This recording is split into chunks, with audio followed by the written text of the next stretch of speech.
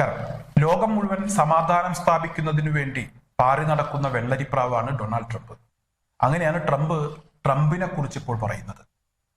അദ്ദേഹം ഈ അടുത്ത സമയത്ത് അധികാരത്തിൽ എത്തുന്നതിന് മുമ്പ് യുക്രൈൻ യുദ്ധം അവസാനിപ്പിക്കും, ഗസ യുദ്ധം അവസാനിപ്പിക്കും എന്നൊക്കെ വല്ലാതെ വീമ്പിളക്കിയിരുന്നു.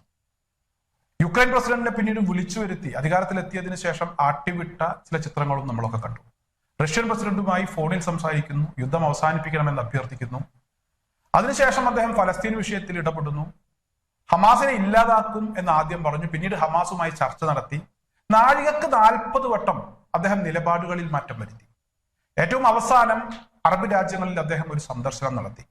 ഇസ്രായേലിനെ ഒഴിവാക്കിക്കൊണ്ടുള്ള പശ്ചിമേഷ്യൻ സന്ദർശനം വലിയ വാർത്താ പ്രാധാന്യമുണ്ടായി ആ സന്ദർശനത്തിന്. ഈ സന്ദർശന വേളയിൽ ചില പ്രഖ്യാപനങ്ങൾ നടത്തുമെന്നുള്ള വാർത്തകളും ഉണ്ടായി. അന്താരാഷ്ട്ര മാധ്യമങ്ങൾ പങ്കുവച്ച ചില വിവരങ്ങൾ അനുസരിച്ച് അത്തരത്തിലുള്ള വാർത്തകൾ ഞാനും കൊടുത്തിരുന്നു, ഞാനും അത്തരത്തിലുള്ള വീഡിയോകൾ ചെയ്തിരുന്നു. എന്തായാലും ട്രംപിനെ സംബന്ധിച്ചിടത്തോളം അദ്ദേഹത്തിന്റെ നിലനിൽപ്പിന് വേണ്ടിയുള്ള ഒരു കളിയായിരുന്നു അത്. സൗദി അറേബ്യയിൽ നിന്നും $1 ട്രില്യൺ നിക്ഷേപമായി സ്വീകരിക്കുക, അതുപോലെ തന്നെ ആണവ സഹകരണത്തിൽ ഏർപ്പെടുക, അതിന്റെ ഭാഗമായി വലിയ തുക കൈപ്പറ്റുക, ഇറാഖിൽ ചെന്നൊരു വിമാനം സമ്മാനമായി സ്വീകരിച്ചു, UAE പോയി $1 ട്രില്യൺ അവിടെ നിന്നും നിക്ഷേപം സ്വീകരിച്ചു. ഈ നിക്ഷേപങ്ങളൊക്കെ കിട്ടുന്നതിന് വേണ്ടി, വലിയ തുക സമാഹരിക്കുന്നതിന് വേണ്ടി ട്രംപ് ഒരു നാടകം കളിച്ചു. ആ നാടകവുമായി ബന്ധപ്പെട്ട് ഒരുപാട് വാർത്തകളും പ്രചരിച്ചു. ആ വാർത്തകൾ ചില ആളുകളൊക്കെ വിശ്വസിച്ചു, ചില ആളുകൾ അന്നേ അതിനെ തള്ളിപ്പറഞ്ഞു. എന്തായാലും ഇവിടെ ഫലസ്തീനെ വെച്ച് കളിച്ച, അല്ലെങ്കിൽ ലോകത്ത് സമാധാനം സ്ഥാപിക്കാനാണെന്ന് പറഞ്ഞ് ഒരുപാട് ഭരണത്തെ അട്ടിമറിച്ച, ഭരണാധികാരികളെ തൂക്കിലേറ്റിയ അമേരിക്കൻ ഭരണകൂടം അല്ലെങ്കിൽ ഡൊണാൾഡ് ട്രംപ് ഇപ്പോൾ നക്ഷത്രം എണ്ണുകയാണ്. സ്വന്തം രാജ്യത്തെ ജനങ്ങൾക്കു നേരെ സൈന്യത്തെ ഇറക്കേണ്ട ഒരവസ്ഥയിലേക്ക് അമേരിക്ക പോയിരിക്കുന്നു. ഇപ്പോൾ ലോക രാജ്യങ്ങളിലെ വിഷയങ്ങളിൽ ഇടപെടാൻ അമേരിക്കക്ക് കഴിയുന്നില്ല. അമേരിക്കയെ സംബന്ധിച്ചിടത്തോളം അമേരിക്കക്കകത്ത് വലിയ പ്രതിഷേധങ്ങൾ ഉയർന്നു വരുന്നു. നമുക്കറിയാം, ഈ കഴിഞ്ഞ ദിവസം ചില വാർത്തകൾ, ചില ചിത്രങ്ങൾ, ചില വീഡിയോകളൊക്കെ സമൂഹ മാധ്യമങ്ങളിൽ പ്രചരിച്ചിരുന്നു. കാലിഫോർണിയയിലെ ലോസ് ആഞ്ചലസിൽ വാഹനങ്ങൾ നിന്ന് കത്തുന്ന ചിത്രമാണ്. അവിടെ കൂട്ടുകൂടാൻ പാടില്ല എന്നുള്ള ഒരു നിരോധനാജ്ഞ പോലീസിന്റെ ഭാഗത്തു നിന്നുണ്ടായിരുന്നു. ഈ നിരോധനാജ്ഞയെ കാറ്റിൽ പറത്തി അതിന് പുല്ല് വില പോലും കൽപ്പിക്കാതെയാണ് പ്രതിഷേധക്കാർ അവിടെ അഴിഞ്ഞാടിയത്.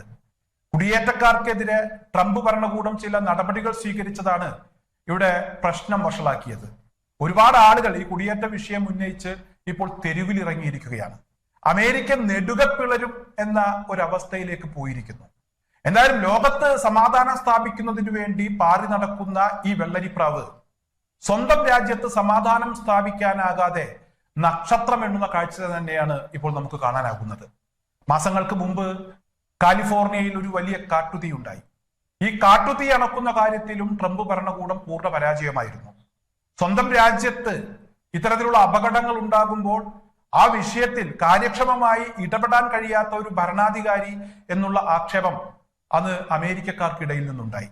അതുപോലെ തന്നെ ഈ കഴിഞ്ഞ ദിവസങ്ങളിൽ പ്രത്യക്ഷപ്പെട്ട ചില വാർത്തകളുണ്ട്. വാഷിംഗ്ടൺ എന്ന് പറഞ്ഞാൽ ഏറ്റവും വലിയ സുരക്ഷാ സംവിധാനങ്ങളുള്ള ഒരു നഗരമാണ്, അമേരിക്കയുടെ തലസ്ഥാനമാണ്. അവിടെ വെച്ച് പോലും ഇവിടെ അങ്ങേയറ്റം സുരക്ഷിത മേഖലയിൽ വലിയ കൊലപാതകങ്ങൾ നടക്കുന്നു. അതുപോലെ തന്നെ ഇസ്രായേലിനെ അനുകൂലിച്ച് ചില ജൂതന്മാർ നടത്തിയ പ്രകടനത്തിന് നേരെ ബോംബേർ ഉണ്ടാക്കുന്നു.